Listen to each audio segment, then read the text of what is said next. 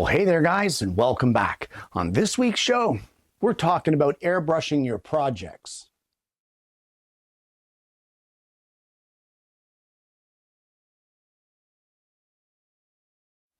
Now, for quite some time on the show, I have been talking about applying finishes with HVLP sprayers. That's high volume, low pressure. It does a great job at preventing overspray, and in a small shop environment, it's the way to go if you want professional finishes and minimize your overspray. But I got to wondering about what would happen if I just had a small project. For now, I have this big setup that I have to do. So what I do is I gather up all the projects that need finishing over time, and I do them all at once because the setup is a bit of a pain in the neck. But I picked up one of these, and what this is a little airbrush kit. And I got to wondering if I had a smaller project. I don't think this would work on a larger project, but on a smaller project, could I apply finishes using the little airbrush kit and still get the same results that I do with the HVLP? And that's what we're going to test today. So let's head over to the bench and see what comes with this airbrush kit. Well, this here is the airbrush kit. And when I say kit, I don't mean it's just an airbrush. I mean it comes with everything you need to do airbrushing. You have the hose, you have your airbrush itself with a top feed sealed cup. And we also have, let me just take this box out of here. This is the transformer, but the transformer charges this. And this is one of the coolest things of this set. And it is a rechargeable compressor to use with this airbrush, which not only makes it easy to set up, it makes it extremely portable, which I really like so far about this. So what we want to do first is we have in this little package here, these are our airbrush holders. We have a right and a left, and they just snap into the sides here. Just like that. And if you want, you can put one on this side as well. And that will hold your airbrush when you're not using it. So what I'm going to do is I'm going to hook this up to the compressor, and I'll show you basically how it works. So when you first get the unit and you put it together, this is what you're looking at. And the airbrush itself over the nozzle and the needle cap has this plastic or rubbery cover over top. It's a protective cover. You're going to want to remove that, but hang on to it for storage because it's really going to help to protect your airbrush over time.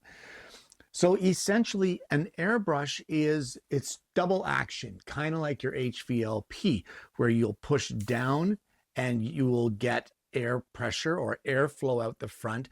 And as you pull back, you're going to get paint flow from the cup, and it will atomize it and blow it out the front end, just like an HVLP. On this particular airbrush, this back screw here, this is your spray adjustment. And what it does is by turning it clockwise, if you're looking from the back, you turn it clockwise, this limits the travel backwards on your dual action nozzle. So the more you pull back this nozzle, the greater amount of spray. So if you release this here, you can see as I'm screwing it backwards or counterclockwise, the adjustment is allowing this backwards motion to travel further back, allowing for more paint flow. If I go clockwise, we can see there, it's pushing it forward. It's limiting my travel. So this is how you adjust your spray. As far as your paint goes, or in my case, I'm going to be using varnish, you want to remove this cap and this paint cup, which is a one-piece unit here on the airbrush. This is where you're going to place your finish. You don't want to fill it over 2/3 full. And it does come with like a little eyedropper so that you can put this in and fill your paint or your varnish or whatever you're using into the cup. And I would suggest to be sure to put your cap back on before using it. It just prevents sprays, spills, etc., stuff getting into your finish. Now guys, this compressor here is a really cool unit. For starters, it has the airbrush holders, either left or right, depending on if you're left-handed or right-handed. I can use the airbrush with either hand, so that works out really well for me that I get one for each side. But you want to press the on button.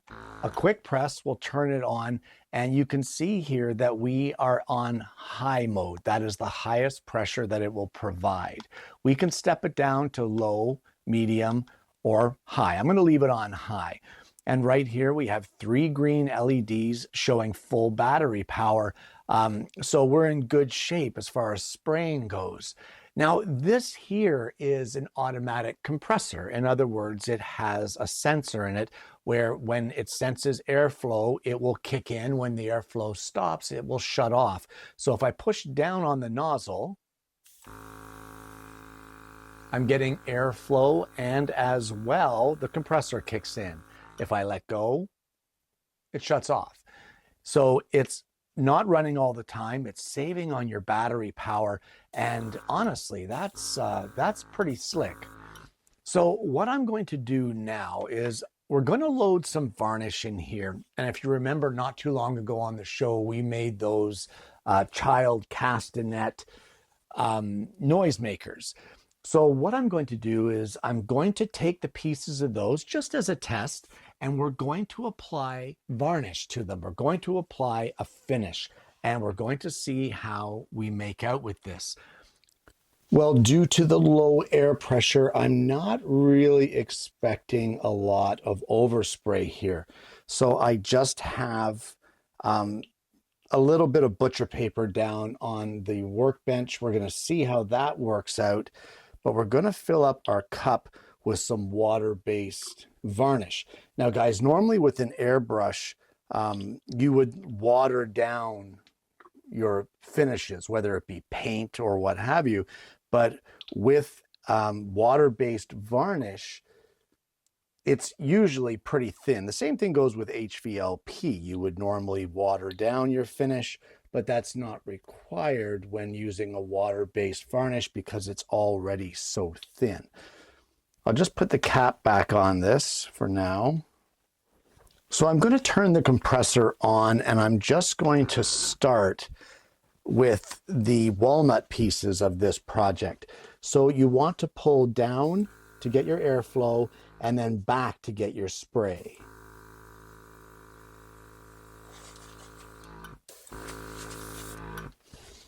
Now that is a very little amount of spray I'm seeing coming out. There we go.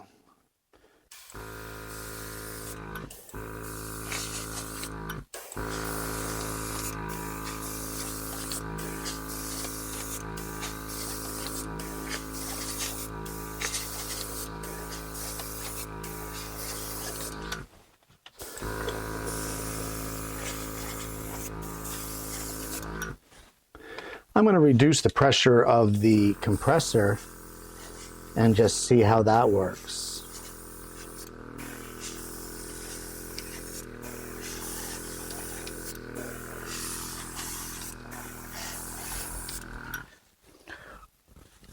Well guys, for starters, it is applying a finish. It's hard to see, but it is on there. But I think even for the airbrush, with the size of the needle here, this is a very, very light application. And I think we might need to water down the varnish just a little bit. So I'm going to add just a touch of water to it, and we'll try again to see if we can get some better flow going on the airbrush itself.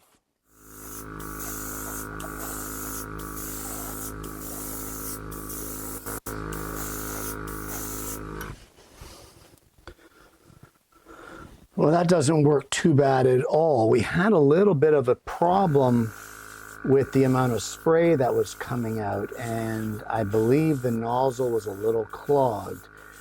I'm going to show you in just a bit how to clear that nozzle if you should get a clog like that.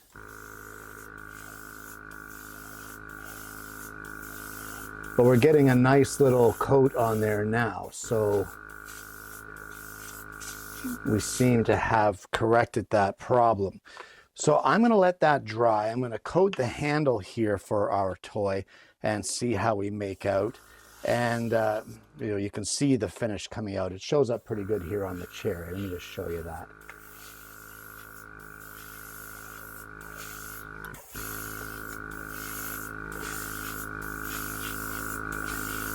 Now this is not a fast process, guys. You gotta remember, this has nowhere near the pressure or nowhere near the amount of product flow that an HVLP system would have.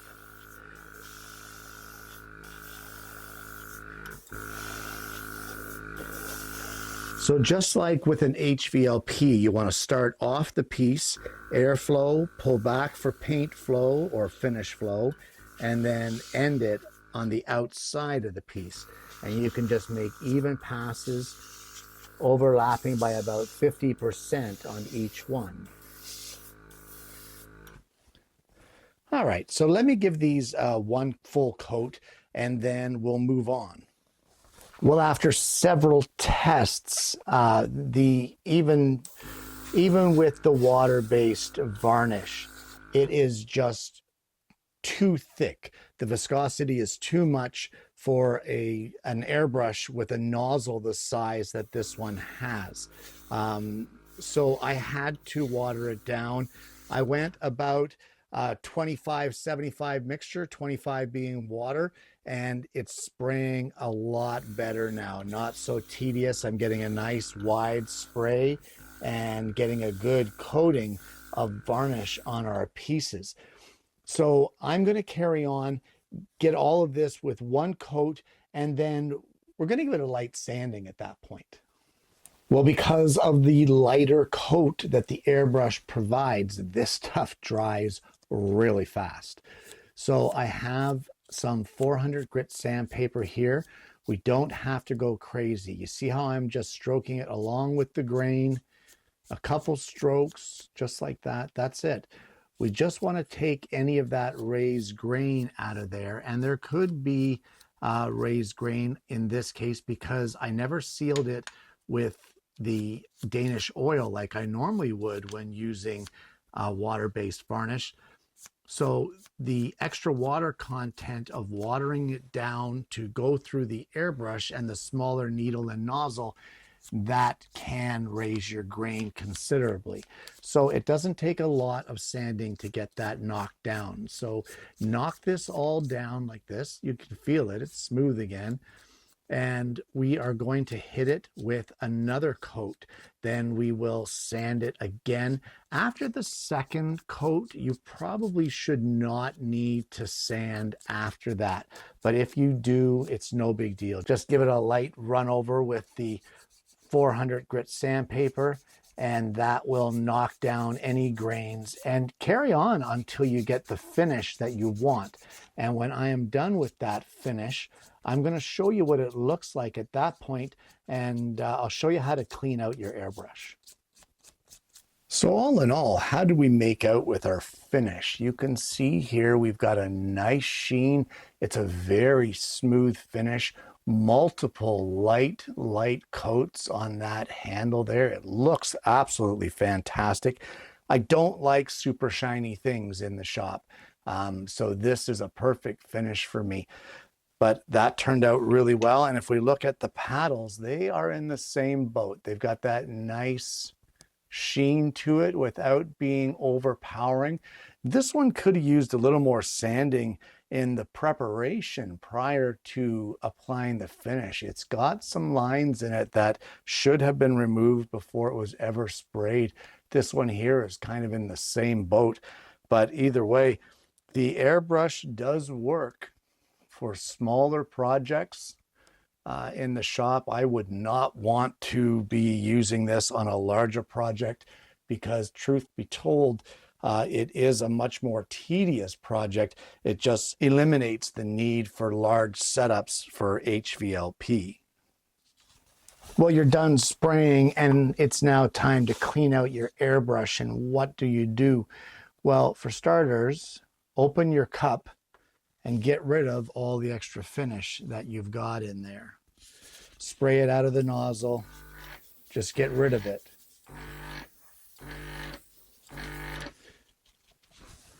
Now, once you have the finish out of there for the most part, take some clean water, put it in your cup, and spray it through the system.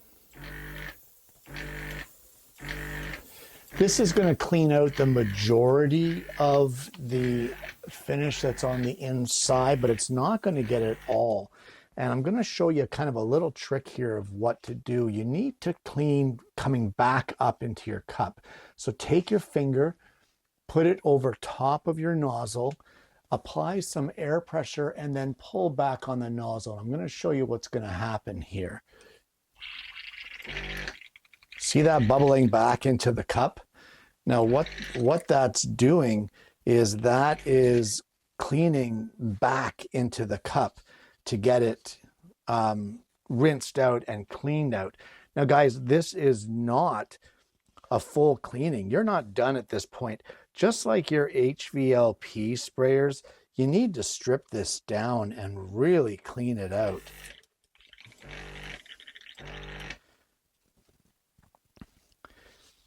And while that's not a difficult process, what I will warn you about, let me just take this apart here. What I will warn you about is the needle. The needle is what makes an airbrush work. And let me just carefully pull this apart. That is that minute point right there. Let me get something dark behind it, this piece of sandpaper. Can you see how tiny and fine that point is? You want to be so careful here, guys, not to bend or damage that tip. Be very careful, because if you damage that tip, you are done. But this whole gun can be stripped out, taken apart here in the middle, just like this. Your needle releases here. You can take out your needle, clean your needle, rinse out your entire gun, clean it, and then let the parts air dry before you reassemble it. And there you have it. Using an airbrush to apply a finish to smaller projects. Guys, this is a very viable option for a small shop and for small projects. I don't want to give the impression that this is going to be used for anything larger than what we just did today. That little noisemaker is about as big as you want to go.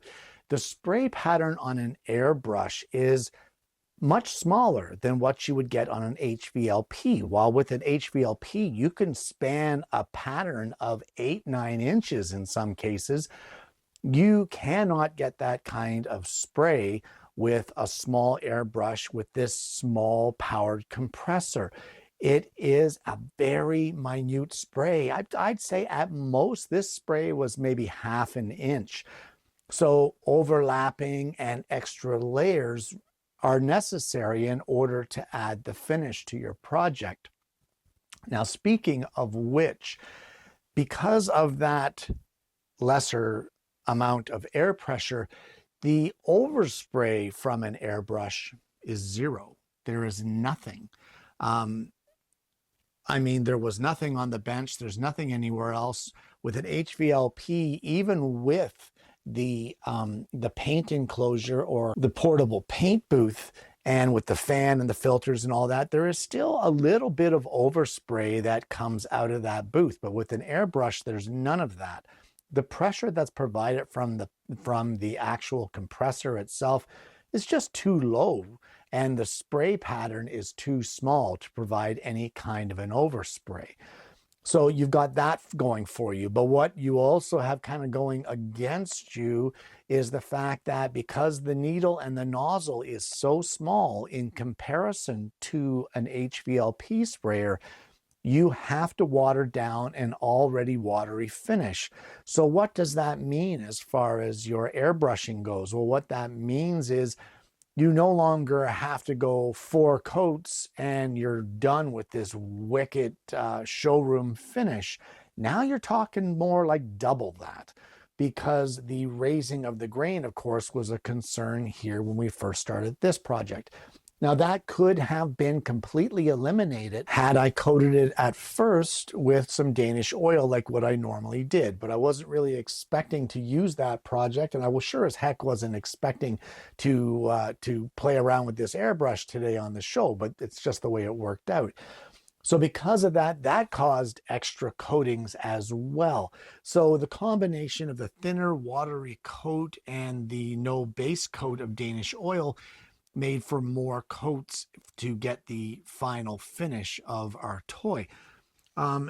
Is it the quality of an HVLP? It's pretty darn close. I'm going to say it's pretty darn close. More and more coats would bring it that much closer, but I didn't really want to mess around much more than what I've already done today. I'm just interested in testing the airbrush to see if it would work, and it did work. So what's the bottom line on all of this? Well, the bottom line is that the airbrush and the compressor is like $75 on Amazon. So it's not a really expensive unit, but it's a very versatile unit. So it's not just for finishes on your project. You could spray stains to get a stain that is dark on one side and lighter on the other. You could use your airbrush for that on smaller projects, of course. You could use it cake decorating. You can make t-shirts with it. I've done it many times, airbrush t-shirts. Who knows, if you practice enough, maybe you could airbrush some Frank Frazetta kind of Viking painting on the side of your minivan. Guys, I want to thank you so much for tuning in this week. This one's been fun. It's always nice to mess around with different techniques and to see how they work. Sometimes they work really well, and other times you're not so sure. But today worked out pretty good. On a scale of 1 to 10, I'm going to say today's success rate was about an 8. And I think it can be bumped up more with better mixing of the finish and a base coat on our project, as well as maybe a few more extra coats. If you haven't already, please consider liking and subscribing to the channel. We have an amazing audience base here, and I'm hoping that you're going to consider becoming a part of it. I want to thank you so much for tuning in today. I hope you've enjoyed the content. I hope if this is something that interests you, whether it be for applying a finish or maybe it's for actually airbrush painting, you want to give that a try. I hope you're going to look into it because it's a very economical way to get started. And more importantly, guys, I hope you're going to join me again next week when I bring you yet another Alternative Tuesday.